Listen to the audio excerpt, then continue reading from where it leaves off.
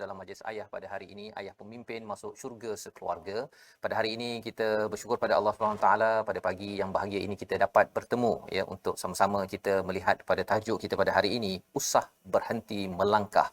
Setelah kita bersama ya pada Ramadan ini, kita sudah pada Ramadan yang kesekian kalinya ini kita ingin sama-sama ya melihat bagaimana panduan daripada Al-Quran, dan sepanjang Ramadan ini kita memfokuskan kepada surah Al-Mulk. Apakah pelajaran permata yang boleh kita ambil daripada ayat demi ayat daripada 30 ayat surah Al-Mulk, yang kita yakin bahawa ini adalah motivasi kepada Nabi Muhammad sallallahu alaihi wasallam. Ia juga adalah motivasi iman untuk kita sebagai ayah-ayah yang bersama, bagi ibu-ibu yang menemankan ayah dan juga anak-anak ya yang berada dalam keluarga. Kita yakin bahawa kita ingin merancang agar di sini bahagia hasanah, dan kita ingin sampai ke akhirat sana nanti dengan hasanah ke syurga Allah Subhanahu Wa Taala.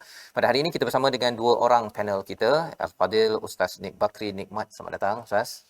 Ya, dan juga Al-Fadil Ustaz Dr. Anwar Hasin ya sebagai qari jemputan kita pada hari ini untuk kita mendengarkan bacaan, kita belajar cara baca yang betul, dan juga kita nak melihat pengalaman sambil kita melihat kepada tajuk kita pada hari ini. Jadi mari sama-sama kita lihat dahulu kepada video paparan sebelum kita meneruskan agenda perbincangan kita pada hari ini.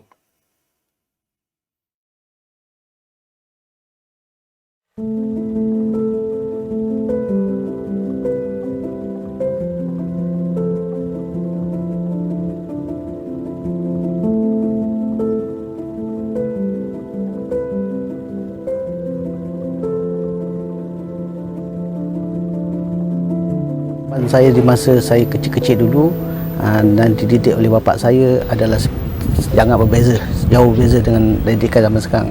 Didikan saya masa dulu banyak kepada kekerasan. Maksud dia kekerasan yang membina lah, bukan kekerasan yang dia kalau tak boleh, tak boleh. Sebab kita di dalam Al-Quran pun ada cakap kan, kalau tu tak boleh, memang tak boleh lah. Alhamdulillah, saya bersyukur. Saya berterima kasih kepada bapa saya, didikan yang diberi pada saya selama ni. Dan saya pun terapkan pada anak-anak saya jugalah, insya-Allah lah.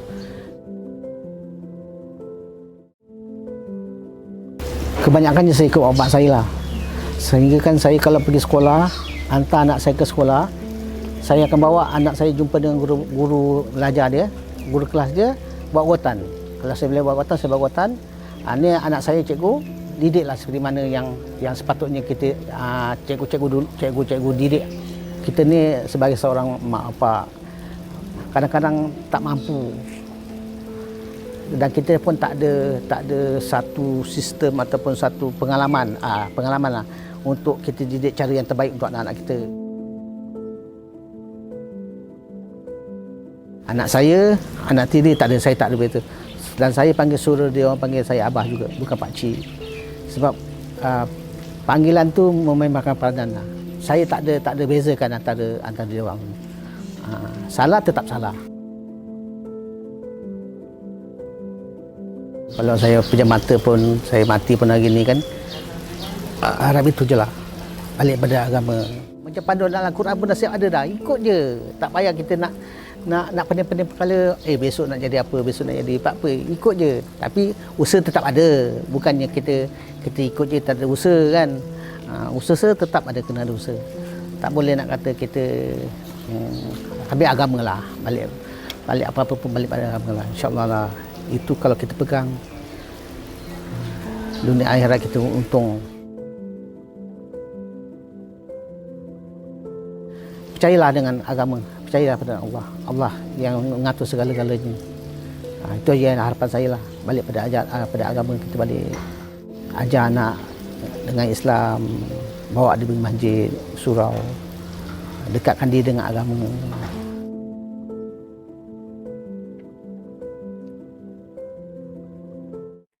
Begitulah perkongsian daripada Encik Rahim bin Abu Cik ya, sebagai seorang kontraktor cleaner yang menjadi ayah kepada 6 orang anak ya, bagaimana harapan demi harapan mendidik anak dan pengalaman dididik oleh ayah itu yang diambil sebagai panduan bersama, dan dalam masa yang sama tahu bahawa ada had ataupun ada kekurangan dalam diri yang diperlukan ya untuk terus bergerak langkah ke hadapan.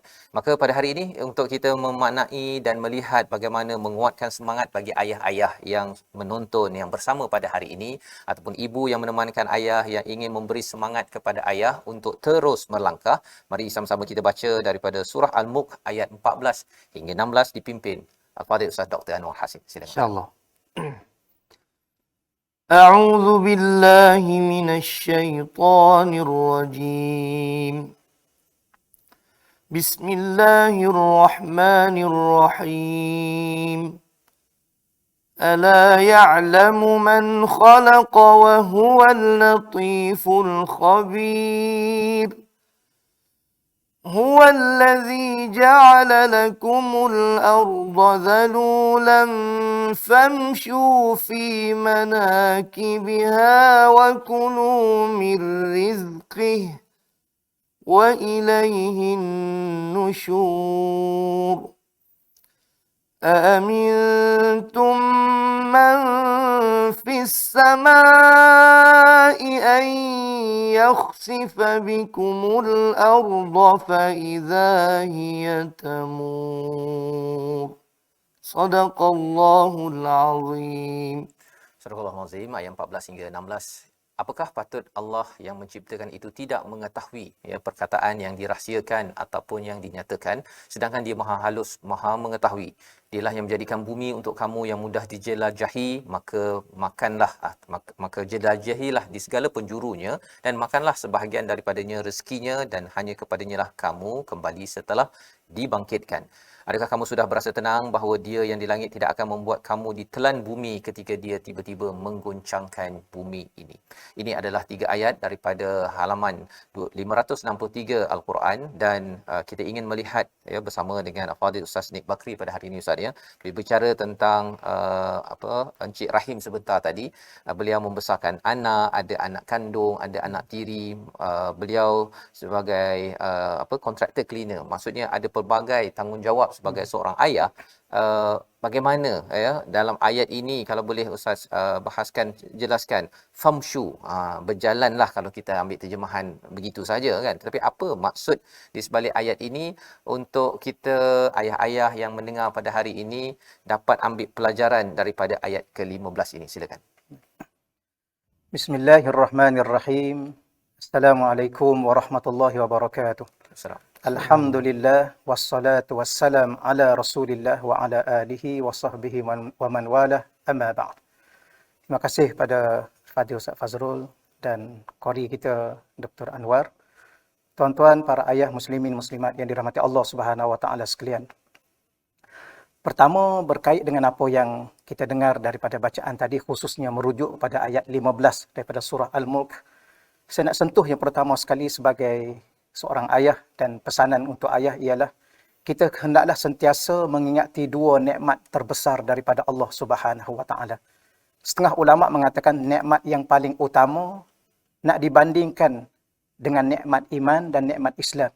Kerana nikmat iman dan Islam itu dia datang agak kemudian, iaitu nikmatul ijad dan nikmatul imdad. Ni'matul ijad memberi maksud nikmat Allah menjadikan kita. Allah mencipta kita. Dan Allah lah juga yang mencipta anak-anak kita. Ini adalah suatu nikmat yang perlu kita sentiasa ingat bahawa kita tak akan mampu berbicara sebagai seorang ayah, dan kita tidak akan mampu hidup sebagai seorang anak dan membesarkan anak-anak kita dan bersama dengan ayah kita, kecuali Allah mencipta kita. Kadang-kadang kita bertanya hari ini, kenapa kita ada anak, ada isteri, ada rumah, ada itu? Kerana kita itu ada. Itu suatu benda yang sebagaimana perkongsian Cik Rahim tadi, ada suatu perkongsian merasai betapa kita ada anak yang diadakan oleh Allah, dicipta oleh Allah. Yang keduanya ialah nikmatul imdad. Nikmatul imdad ialah nikmat Allah memberi bantuan kepada kita untuk terus ada. hidup melalui sebuah perjalanan yang telah ditetapkan, dipilih oleh Allah Subhanahu wa taala. Maka salah satunya betapa Allah itu Al-Latif, yang maha halus, yang maha lembut, yang maha teliti dalam menyusun gerak kehidupan perjalanan hamba-hambanya. Maka Allah berpesan kepada kita, famshu fil ardi. Hendaklah kita berjalan di atas muka bumi ini. Wa kulu min rizqih, dan makanlah daripada rezekinya. Iaitu menunjukkan kepada kita bahawa Allah sudah persiapkan semuanya. Maka tajuk yang begitu sesuai untuk kita bicara pada kali ini adalah usah berhenti berjalan. Teruskan perjalanan ini walau apapun yang kita lalui sebagai seorang ayah dengan anak-anak kita, kerana Allah sudah persiapkan semuanya. Sudah siapkan semuanya. Okay. Ya. Wallahu Jadi ini dia punya maksud daripada ayat 15 ini, famshu fi manakibiha wa kulu mir rizqi. Jalan ya, jalan saja. Kat sini tak digunakan wasari'u ataupun fastabiqul khairat Ustaz ya. Famshu ini maksudnya jalanlah kan, jalan, tak payah berlari sangat. Nak ceritanya tentang rezeki sudah ada, tenang-tenang sahaja. Cuma bila bercakap tentang tenang-tenang sahaja, zaman PKP Ustaz kan, ya, tenang-tenang juga kan, tapi kalau hujung bulan kan, ada sebahagian yang alhamdulillah kan boleh bayar bil, boleh bayar yuran anak sekolah. Tapi ada juga yang kata bahawa saya dah berusaha kan, dah berusaha, bukannya tak kerja, pergi cari kerja, tetapi nampak gayanya kadang-kadang orang buang kerja, ada orang potong 50%, ada syarikat-syarikat yang potong sampai 70% kan. Jadi macam mana memaknai kepada ayat 15 ini agar ayah-ayah yang mungkin sebahagiannya ini menghadapi cabaran rezeki, maksudnya cabaran rezeki, apa cara melihat perkara tersebut? Silakan. Baik. Di antara salah satu apa yang kita sedang lalui sekarang ini adalah ujian daripada Allah. Satu musibah yang diuji oleh Allah Subhanahu Wa Taala. Cuma saya nak sebut secara ringkas, Fazrul ya. Saya pernah meminta suatu nasihat daripada guru saya, sehingga saya meminta kepada beliau mendoakan khusus kepada hati saya. Saya kata, Syekh, tolong doakan pada hati saya, kerana dalam situasi yang kita sedang lalui setahun lebih ini, ialah kita sebagai seorang ayah juga merasai, sebagaimana ayah-ayah yang lain merasai, rasa sempit, rasa penat, rasa letih. Maka beliau mengatakan, aku nak bertanya kepada kamu, apakah kehadiran kamu, kehidupan permulaan kamu di dunia dengan pilihan kamu? Maka jawabnya tidak. Tidak, ya. Begitu juga suatu hari nanti kamu akan diakhiri kehidupan kamu dengan sebuah kematian. Adakah dengan pilihan kamu? Maka jawapannya juga tidak. Maka kalaulah kamu sudah memahami bahawa awal kehadiran kamu di dunia untuk kamu hidup, memulakan kehidupan, dan suatu hari nanti akan berakhirnya kehidupan kamu dengan sebuah kematian, maka fahamlah kamu bahawa di antara pertengahan hidup dan mati itu juga bukan dengan pilihan kamu dan kehendak kamu serta ketetapan kamu. Maka di saat Allah menguji kamu, hendaklah kita sebagai seorang ayah khususnya, kita kena banyak bergantung dengan Allah, berdoa dengan Allah, merayu dengan Allah. Salah satunya ialah berbicara kepada Allah. Kerana Allah Subhanahu Wa Taala yang akan mampu membantu kita dan menenangkan hati kita. Maka salah satu contohnya, Allah Ta'ala ni sebenarnya, dia nak kita hidup sebagaimana kehendak dia. Bukan sebagaimana kehendak kita. Kerana kita tidak cukup berpengalaman dalam melalui sebuah perjalanan yang begitu jauh. Ya, kita sekarang dalam sebuah perjalanan. Ada setengah ulama mengatakan kita bukan dalam sebuah perjalanan, kita sekarang sedang diperjalankan oleh Allah. Sebab tu tajuk ini usah berhenti. Kerana kalau kita ingin berhenti pun kita tidak akan mampu berhenti. Maka contohnya di saat Allah uji kita dengan kesedihan yang memerlukan kita menangis, maka menangislah. Merayu pada Allah. Di saat Allah memberi kegembiraan kepada kita, maka ketawalah. Di saat kita sakit, maka terimalah kesakitan itu. Tetapi jangan pernah sekali-kali lupa untuk usaha dan ikhtiar. Dan usaha dan ikhtiar ini ada sesuatu yang dituntut oleh Allah Subhanahu Wa Taala.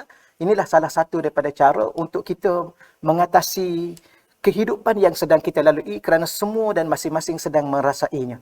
Dan yakinlah Allah tidak akan sesekali menyusahkan kita sebenarnya. Mungkin pada zahir mata pandangan kita nampak ianya adalah susah, tetapi hakikatnya ialah suatu kesenangan. Sebagaimana surah yang ringkas yang kita baca, surah Al-Insyirah, fa inna ma'al usri yusra. Dan ada ayat lain lagi Allah mengatakan yuridullahu bikumul yusra wala yuridu bikumul usra.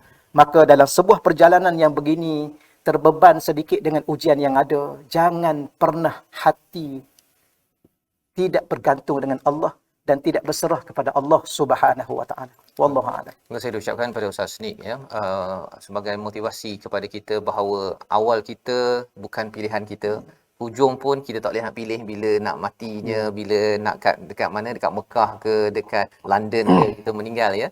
Dan di tengah-tengah ini sebenarnya adalah satu babak kehidupan yang dijalankan, yang disusun oleh Allah Subhanahu Wa Taala. Yang penting kita berusaha yang terbaik mengikut kepada panduan daripada Allah Subhanahu Wa Taala. Inilah motivasi untuk ayah-ayah yang berhadapan ya, kita semua berhadapan dengan pelbagai cabaran. Ada yang berhadapan cabaran ekonomi, ya, pendapatan, duit. Ada yang bukan yang bahagian situ, bahagian anak pula ya, bahagian keluarga, isteri ataupun mungkin bapa mertua. Semua perkara itu menyeru kepada kita untuk terus melangkah. Dan mungkin kalau saya bersama dengan Ustaz Dr. Anwar ya, Ustaz, dalam zaman PKP ni Ustaz ya, kita berhadapan dengan pelbagai cabaran. Tetapi kalau kita nak flashback baliklah ya, saya selalu nak tahu flashback punya cerita ni kan.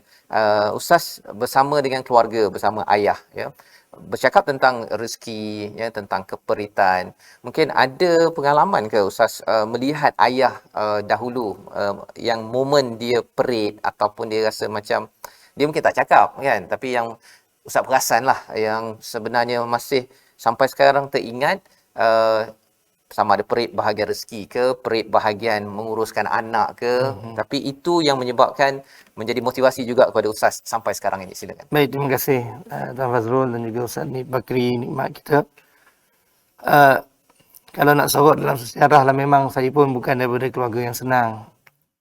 Tapi bila kita, biasalah tuan-tuan dan perempuan semua, bila kita di fasa remaja, kadang-kadang kita tak nampak pengorbanan ayah kita tu.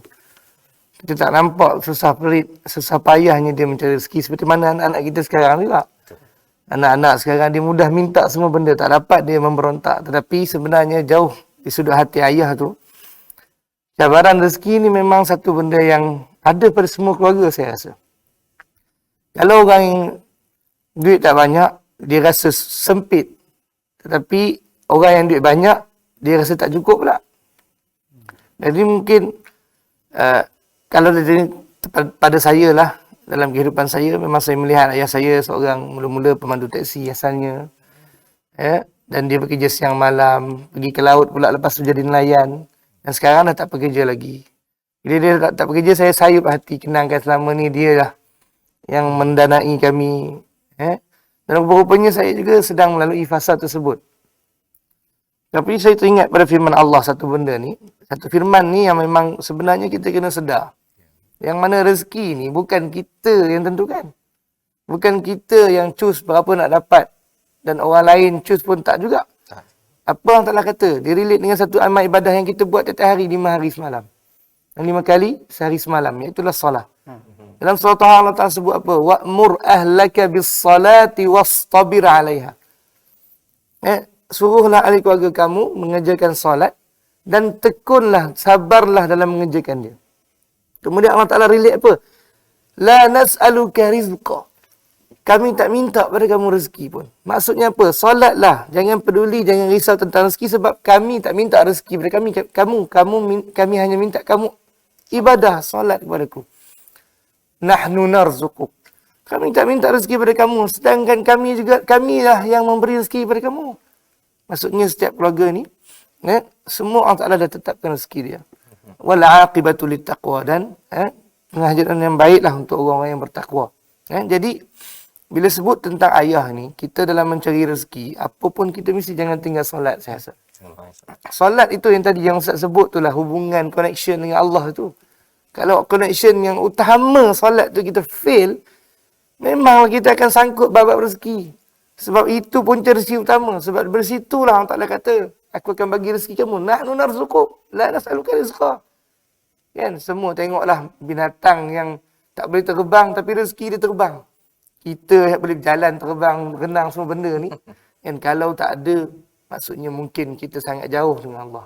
Kalau sempit rezeki kita, kita solat duha, minta Allah Ta'ala bukakan rezeki kita. Kalau ada di dalam perut bumi, kalau ada di langit, turunkanlah, kita berdoa setiap hari. Kita faham tak doa tu? Kadang-kadang tak faham.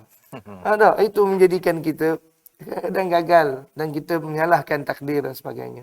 Memang perik zaman sekarang, tetapi connection, itulah connection utama, hubungan utama itulah solat tadi. Tak boleh tinggal. Itulah yang saya pelajari daripada ayah saya dan semua guru-guru kami, insya-Allah. Terima kasih ucapkan pada Ustaz Dr. Anwar Hassin ya, berkongsi tentang pengalaman dan kita yakin semua ayah-ayah ada ayah masing-masing. Kita belajar memerhati. Kadang-kadang dia tak cerita pun Ustaz ya, tak cerita, kita perhatikan saja ya bagaimana kepayahan, kesungguhan mencari rezeki. Mungkin ada sebahagian yang daripada anak orang kaya kan, tetapi di situ juga ada kepayahan. Bercakap tentang rezeki ini, kalau dalam ayat ini Ustaz ya, dalam ayat yang ke-15 ini, kalau boleh Ustaz ceritakan sikit, rezeki ini adakah sekadar berkaitan dengan duit semata-mata ke, ataupun wakulu mir rizqih ini memang kalau makan tu makan makanan lah kan, tapi kalau boleh cerita rezeki secara konsep lebih luas di dalam Al-Quran ini, apa sebenarnya? Silakan.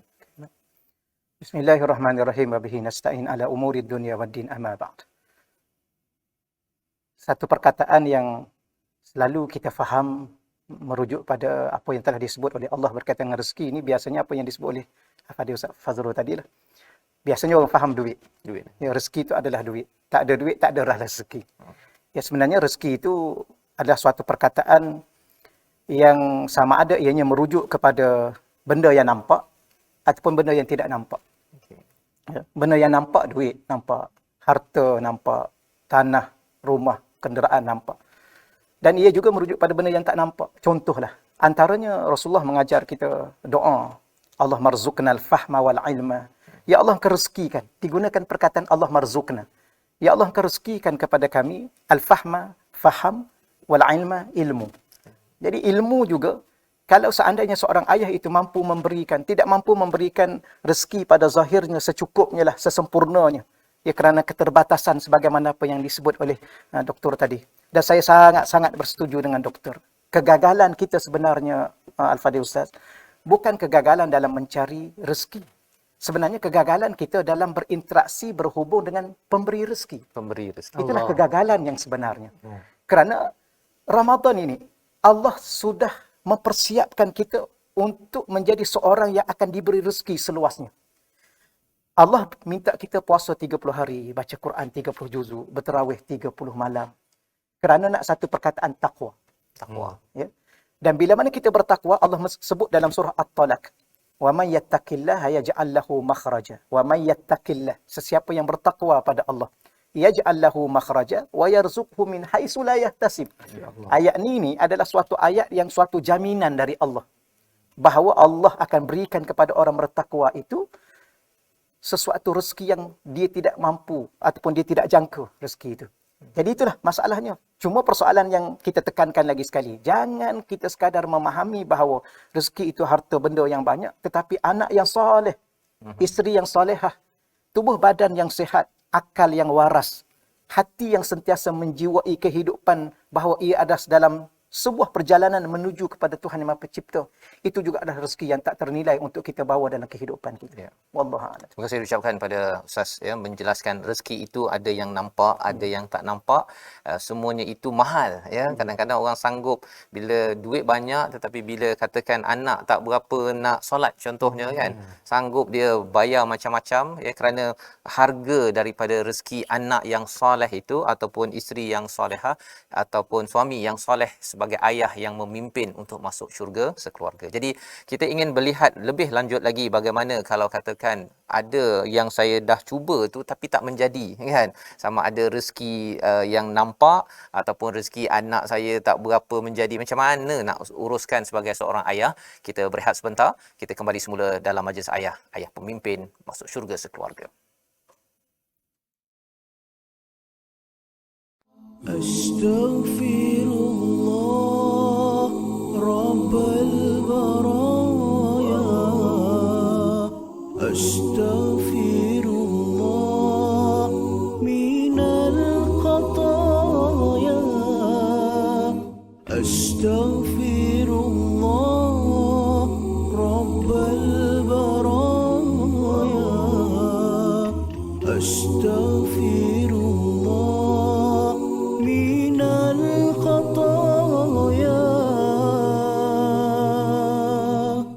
أستغفر الله رب البرايا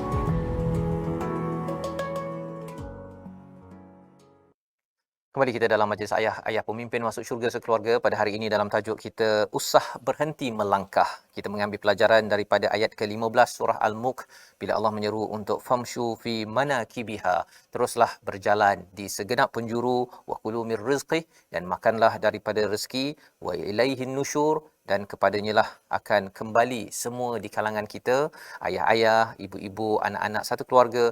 Kalau sampai masanya nanti seperti mana yang dimaklumkan oleh Ustaz sebentar tadi, maka pengakhiran kita tanpa pilihan, ya, maka pada waktu itu kita kembali kepada Allah Subhanahu Wa Taala. Pada kali ini kita ingin menyambung kepada perbincangan kita bila kita bercakap tentang melangkah ini mencari rezeki, ataupun saya nakkan keluarga saya yang soleh, yang solehah itu tadi. Tetapi ada cabaran.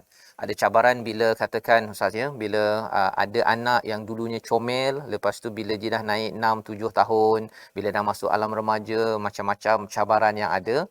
Bagi sebahagian ayah, dia menyatakan bahawa sama ada yang kasar sangat tu, dia kata engkau bukan anak aku. Begitu kan, bila anak dah buat perangai tu. Tetapi ada pula yang sebahagiannya kata dia ada kesedaran sikit, tapi dia mudah-mudah sahaja dia terus hantar anak dia ke sekolah tahfiz, sekolah agama. Ustaz, tolong handle anak saya, tak tahu saya nak buat macam mana Ustaz. Ni kan Ustaz dia lah yang, padahal dia lah dulu yang merindukan anak ini. Jadi sebenarnya bila wujud perkara ini adalah sesuatu yang real, ya. Maksudnya dia menyebabkan kadang-kadang ayah putus asa, dia rasa macam tak dapat saya nak menguruskan anak saya ini.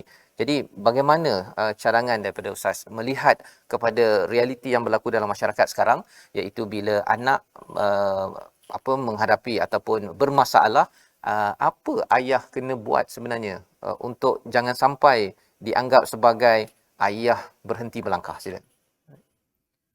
Bismillahirrahmanirrahim. Bihi nasta'in ala umurid dunya wad din, amma ba'd. Suatu perkara yang saya nak dahulukan berkaitan dengan bicara kita pada kali ini, di saat seorang ayah berdepan dengan ujian melalui anaknya. Para guru kita berpesan kepada kita bahawa hendaklah engkau mendidik anak-anakmu mengikut zaman mereka, bukan zaman kamu. Ini salah satu daripada apa yang kita ataupun ayah terlepas pandang barangkali. Sebagaimana apa yang disebut di awal tadi, bahawa kita kadang-kadang kita menerima secara langsung pendidikan daripada ayah kita. Betul. Dan kita tidak pernah menafikan bahawa hari ini kita jadi ustaz, kita jadi guru, kita jadi engineer, polis dan sebagainya lah hasil daripada didikan ayah kita. Namun satu benda yang kita kena faham bahawa zaman itu berbeza. Maka mungkin salah satu sedikit kecuaian atau kegagalan kita sehingga kita tidak mampu menjadikan anak kita seumpama apa yang kita nak, ialah kita tidak memberi ruang kepada mereka untuk hidup dengan zaman mereka. Dan satu perkara yang kita kena lihat bahawa jangan terlalu cepat berputus asa. Usah berhenti ia berjalan. Kerana apa? Kerana salah satu apa yang kita kena faham sebagai seorang ayah, kita lihat realiti kehidupan ini. Berapa ramai orang yang berjalan di atas satu jalan tapi destinasinya berbeza. Ya, berapa ramai orang yang berjalan di atas satu jalan tetapi nasibnya berbeza. Maka begitulah kita dan anak kita. Maka salah satu pesanan daripada guru-guru kita ialah kun ma'a iradatillah. Pertamanya sebagai bekalan seorang ayah ni, kun ma'a iradatillah. Hiduplah sebagai kehendak Allah. Masya Allahu kana, segala perkara yang dikehendaki oleh Allah untuk berlaku, pasti dia akan berlaku. Wa man lam yasha' lam yakun. Suatu perkara yang suatu perkara yang tidak dikehendaki oleh Allah untuk ianya tidak berlaku, pasti dia tidak akan berlaku. Maka kadang-kadang kita nak anak kita begitu dan begini, begitu dan begini. Tetapi ia tidak bertepatan dengan kehendak Allah. Oleh yang demikian, seorang ayah sentiasa berdoa kepada anaknya dengan menggantungkan doa itu, permintaan itu, kehendak itu kepada Allah. Ya Allah, aku nak anak aku ni jadi ustaz contohnya.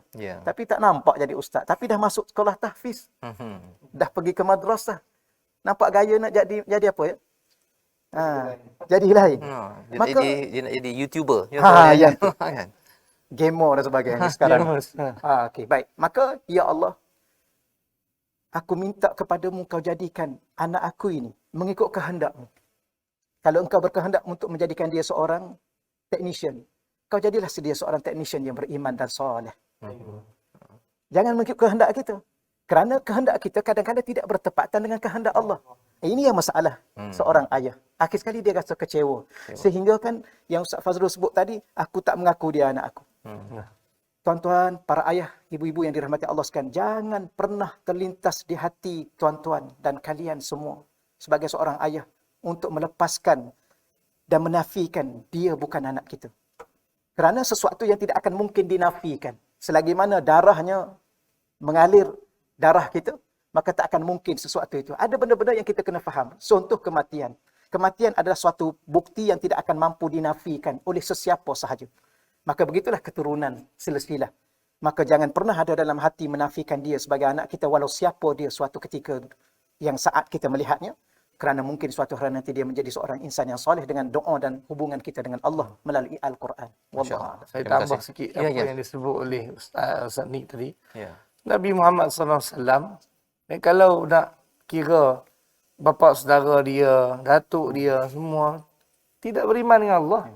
Kalau kata nak tak mengaku sebagai saudara kandung ataupun saudara adik-beradik, boleh saja Nabi Muhammad. Tapi sehingga ke akhir hayat baginda SAW, masih lagi berdakwah kepada mereka. Ya. Itu kedudukan, maksudnya ayah lagilah dekat dengan anak.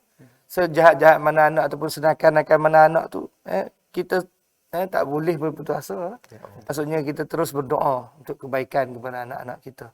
InsyaAllah ya. Jadi itu panduan yang kita lihat juga dalam sirah Nabi ya. Kesungguhan Nabi itu sendiri tidak pernah berhenti melangkah sampai ke hujung usia ya yang akhirnya ditentukan Allah pada umur sekitar 63 tahun itu. Allah panggil Ar-Rafiqul A'la terus ya bersama menuju pada Allah, tetapi masa yang ada, cabaran yang ada tetap juga diharungi kerana ini adalah sebahagian daripada kesungguhan bersama dengan iradatullah sebentar tadi ya, dengan apa yang Allah inginkan, bukan ikut apa yang kita inginkan ya. Dia kalau ikut apa yang kita inginkan ustaz dia cepat stres kan ya. Ibu ataupun ayah kata nak anak jadi saya engineer, saya nak anak saya engineer kan. Saya ustaz nak anak saya jadi ustaz.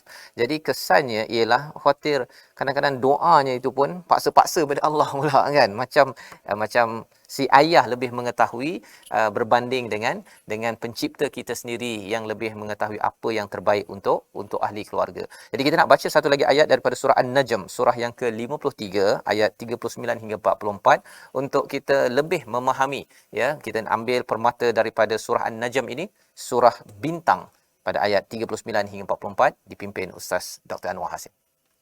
A'udzubillahi minasyaitanir rajim. وأن ليس للإنسان إلا ما سعى وأن سعيه سوف يرى ثم يجزاه الجزاء الأوفى وأن إلى ربك المنتهى وأنه هو أضحك وأبكى وأنه هو أمات وأحيا صدق الله العظيم. Surah Al-Azim, gitulah ayat 39 hingga 44. Maksudnya ialah dan manusia hanya memperolehi apa yang telah diusahakannya. Dan sesungguhnya usahanya itu kelak akan diperlihatkan kepadanya, kemudian akan diberikan balasan kepadanya dengan balasan yang paling sempurna. Dan sesungguhnya kepada Tuhan mulah kesudahan segala sesuatu. Dan sesungguhnya dialah yang menjadikan orang ketawa dan menangis. Dan sesungguhnya dialah yang mematikan dan menghidupkan. Ada panduan yang saya yakin ini selari apa yang Ustaz nyatakan. Cuma nak minta Ustaz jelaskan dekat sini, adhaka wa abka, amata wa ahya. Ini untuk sama-sama ayah-ayah pada hari ini, saya sendiri Ustaz ya, dapat pedoman penting daripada surah An-Najm ini sendiri. Silakan. Bismillahirrahmanirrahim. Wa bihi nasta'in ala umuri dunya waddin amma ba'd. Para ayah yang dirahmati Allah Subhanahu wa taala sekalian. Allah berbicara tentang ketawa dan menangis. tentang hidup dan mati. Inilah yang membuktikan bahawa segala-gala dalam perjalanan hidup kita ini adalah dari Allah. Dan saya suka menyebut antara istilah mudah, mungkin bagi kita lah istilah mudah. Maka setengah para alim ulama menggunakan perkataan harful jar. Harful jar. Ya, daripada mana kita? Minallah. Kemana kita? Ilallah, kepada Allah. Untuk kita hidup atas muka dunia dengan siapa? Billah, dengan Allah. Bersama siapa? Ma'allah, bersama Allah. Maka inilah apa yang nak disampaikan kepada kita bahawa Al-Quran mengajak kita hidup dengan Allah. Hidup bersama Allah. Salah satu zikir yang kita baca, para ayah yang dirahmati Allah sekalian, la haula wa la quwata illa billah. La haula, tidak ada upaya, wala quwata, tidak ada kekuatan, illa, melainkan bi. Allah guna perkataan bi. Ya, dengan Allah. Sebab tu setengah ulama mengatakan sebenarnya hidup ni lebih mudah begini sahaja. Kun abdan. Jadilah hamba Allah. Kun abdan. Jadilah hamba Allah. Dan hamba ini adalah suatu yang telah ditetapkan oleh Allah untuk kita semua, hatta Nabi dan Rasul pun. Nabi SAW adalah kekasih Allah. Tapi di saat malam pertemuan dengan Allah, Allah menggelarkan Nabi itu abdun. Subhanallazi asra bi abdi. Bihamdi. Saya yakin kita semua para ayah sekalian ada kekasih. Siapa kekasih kita? Anak-anak kita itulah kekasih kita, orang yang kita kasih. Ibu dan ayah itu orang yang kita kasih. Maka di saat kita menggelarkan ibu kita, memanggil ayah kita, kita tak akan memanggil ayah kita dengan hamba. Benar ya? Betul. Tetapi Nabi yang dicintai oleh Allah itu sebagai kekasih Allah. Allah sebut hamba. Apa maksudnya? Allah nak suruh kita jadi hamba. Maka apa makna hamba? Hamba ialah tidak ada pilihan macam kita sebut tadi. Hamba tidak ada ketentuan dalam diri mereka. Maka di saat Allah tentukan untuk kita menangis, sebagaimana kita berbicara sebelum daripada ini. Di saat ayah perlu menangis, menangislah sebagai seorang ayah. Ya. Menangislah sebagai seorang anak, menangislah sebagai seorang isteri. Di saat Allah nak kita ketawa dan bergembira, maka bergembira. Sebab tu, bila di saat kita tengok orang lain gembira, kadang-kadang dia terlebih sikit ketawa, kita jangan kata apa-apa. Mungkin saat itu saat dia bergembira dan ketawa. Mungkin saat lain dia menangis. Maka itulah kehidupan yang terbaik. Ya. Guru-guru kita mengajar kita, para masyayikh mengajar kita bahawa apa yang kita nak ulang balik tadi ialah hidup dengan kehendak Allah. InsyaAllah kita akan berbahagia. Ya, itulah menangis, ketawa. Bahkan suatu hari nanti kita kena tahu bahawa kita akan bertemu dengan Allah. Ya, bertemu dengan Allah. Sebab itulah paling mudah nak hidup sebagai hamba ni hidup dengan dua huruf. Hidup dengan dua huruf. Huruf pertama hidup dengan ba, huruf kedua hidup dengan lam. Sebab tu dalam suratul Fatihah ayat pertama mula dengan ba. Bismillah. Bismillah. Hidup dengan Allah, dengan rahmat Allah, dengan hidayah Allah, dengan kehendak Allah, dengan keampunan Allah dan segala-gala dengan Allah. Yang kedua hidup kerana Allah. Ayat kedua alhamdulillah. Hidup kerana Allah. Ya, maka menangis kerana Allah, ketawa kerana Allah, sedih kerana Allah, maka jadilah ayah kerana Allah. Masya-Allah. Ya, bagaimana? Dengan Al-Quranul Karim. Jangan pernah, ya, kerana tak akan mungkin kita faham sesuatu yang dikehendaki oleh Allah tanpa merujuk pada firman Allah Subhanahu wa taala. Itulah sedikit. Terima kasih diucapkan pada Ustaz Nik Bakrim ya, menjelaskan tentang panduan dua huruf ya, ba dan lam sebentar tadi.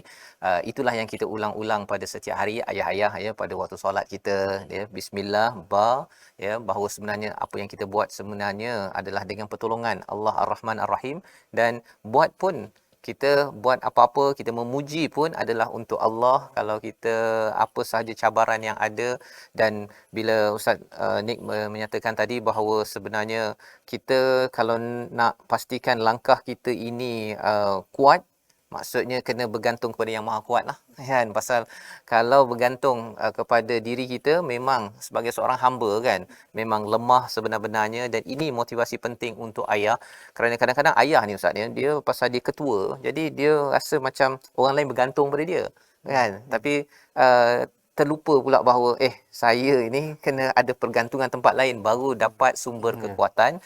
Kalau tidak, rasa setahun kahwin kuat kan, 2 tahun, 3 tahun, tapi kalau kena kutuk, kena marah setiap hari dekat WhatsApp kan, mengapa boleh tahan, habis, runtuh satu kekuatan pada seorang ayah, yang menyebabkan mungkin tadilah Ustaz ya, kalau ada masa abka, Allah bagi peluang menangis itu menangislah ya. Wa adhaka itu biarkan ya peluang untuk kita bergembira, ketawa, kerana itu datang daripada Allah Subhanahu Wa Taala. Jadi mungkin di hujung ini kita ingin mendengar ya daripada ustaz sendiri satu nasihat ya, satu nasihat untuk memastikan ayah-ayah jangan putus asa ya, jangan berhenti melangkah dalam hidup kerana ada panduan yang Allah bekalkan. Nasihat daripada ustaz, silakan. Terima kasih kepada Ustaz. Para ayah yang dirahmati Allah Subhanahu Wa Taala sekalian, saya nak sebut dalam bahasa yang paling ringkas. Hidup ini adalah sebuah perjalanan daripada yang dekat kepada yang dekat, iaitu daripada Allah kepada Allah. Hidup adalah sebuah perjalanan daripada dekat kepada yang dekat, daripada Allah kepada Allah. Inna lillahi wa inna ilaihi raji'un. Oleh demikian, para ayah yang dirahmati Allah sekalian, jangan pernah menjauhi Allah. Jangan pernah sekali melakukan sesuatu yang menyebabkan kita jauh dengan Allah. Kerana kita akan gagal dalam perjalanan kita sebagai seorang ayah yang akan mendidik anak-anak kita ke syurga. Dan tidak ada jalan yang paling baik untuk mendekatkan kita kepada Allah, sentiasa berbicara dengan Allah melalui Al-Quranul Karim. Wallahu a'lam. Terima kasih diucapkan pada Ustaz Nik Bakri menyampaikan pesanan untuk kita semua ya, jangan kita pernah berhenti penat berbicara dengan Allah ya, kerana bila kita membaca Al-Quran ini Allah berbicara dengan kita. Solat Ustaz ya, solat itu untuk kita berbicara dengan Allah, dan dua perkara ini penting. Inilah juga perkongsian daripada Encik Rahim sebentar tadi, nakkan anak ini beragama ya, istilah daripada Ustaz Dr. Anwar Hasin tadi, walau macam mana rezeki macam mana pun solat itu ya, kerana sumber rezeki itu daripada Allah Subhanahu Wa Taala. Kadang-kadang mungkin sedikit tapi cukup Ustaz ya. Kadang-kadang banyak tetapi masih lagi tak cukup-cukup, kerana ia bergantung kepada bagaimana Allah menentukan. Dan kalau kita bergantung kepada Allah Subhanahu Wa Taala, inilah jalan terbaik yang kita doa pada Allah Subhanahu Wa Taala. Allah memberikan kepada kita kefahaman bagaimana jangan bertangguh ataupun jangan berhenti dalam melangkah ini, teruskan perjuangan, kerana Allah yang menyatakan pada ayat 44 surah An-Najm, wa annahu huwa amata wa ahya. Allah lah yang betul-betul mematikan, menghidupkan. Selagi Allah tak matikan kita, itu maksudnya Allah ingin kita terus melangkah sebagai seorang ayah. Walaupun mungkin menangis, mungkin gelak ketawa, ada peluang masa-masa itu, tapi itu juga ditentukan oleh Allah. Kita berjalan, buat yang terbaik mengikut apa yang dipandu oleh Allah Subhanahu Wa Taala. Kita berdoa pada Allah Subhanahu Wa Taala dipimpin menjadi ayah yang boleh terus melangkah, terus bersemangat dalam kehidupan kita pagi ini. Kita bersama Ustaz Dr. Anwar Hasin insya-Allah. A'udzubillahi minasyaitonirrajim. Bismillahirrahmanirrahim. Alhamdulillahirabbil alamin wassalatu wassalamu ala asyrafil anbiya'i wal mursalin wa ala alihi wa sahbihi ajma'in. Ya Allah ya Tuhan kami, Kau kurniakanlah kepada kami zuriat-zuriat yang soleh, dan Kau jadikanlah kami ini hamba yang beriman kepadamu sentiasa ya Allah. Ya Allah ya Tuhan kami, Kau jadikanlah kami ini ayah-ayah yang sentiasa bekerja kuat kerana-Mu ya Allah, demi-Mu ya Allah, untuk menyara anak-anak dan isteri kami ya Allah. Serta Kau jadikanlah kami hamba-Mu yang sentiasa bergantung kepadamu ya Allah. Rabbana atina fid dunya hasanah wa fil akhirati hasanah wa qina azaban nar. Wa sallallahu ala sayyidina Muhammad wa ala alihi wasallam. Walhamdulillahirabbil alamin.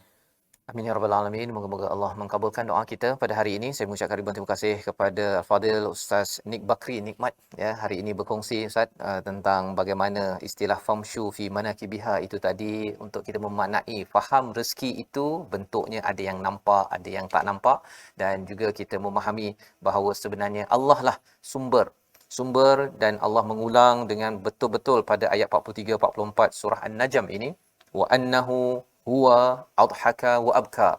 Boleh sahaja terus saja wa adhaka wa abka terus je Ustaz ya, kalau belajar bahasa Arab, tetapi Allah tekankan berkali-kali kerana kadang-kadang terlupalah Ustaz ya. Ayah macam saya jugalah kan, kadang-kadang dia waktu penat dia boleh terlupa bahawa sebenarnya selagi belum lagi Allah tentukan amat ya, Allah mematikan ataupun mengakhirkan kehidupan saya, ayah-ayah yang ada, sebenarnya Allah bekalkan macam-macam untuk kita terus melangkah sampai bertemu Allah Subhanahu Wa Taala. Insya-Allah kita bertemu lagi pada siaran akan datang. Kita sama-sama doakan tuan-tuan dapat kita bina ya kerangka ayah yang bertakwa, sebagaimana dalam tabung gerakan Al-Quran sebagai satu platform kita menyumbang dan menyumbang idea apa yang dapat daripada majlis ayah ini ingin kita lebarkan, dan moga-moga tuan-tuan yang menyumbang idea, menyumbang wang ringgit ini akan menatijahkan yang terbaik untuk diri kita, untuk diri keluarga kita, insya-Allah. Kita bertemu lagi dalam siri akan datang, Majlis Ayah, Ayah Pemimpin Masuk Syurga Sekeluarga. Allah Rabbal Baraya,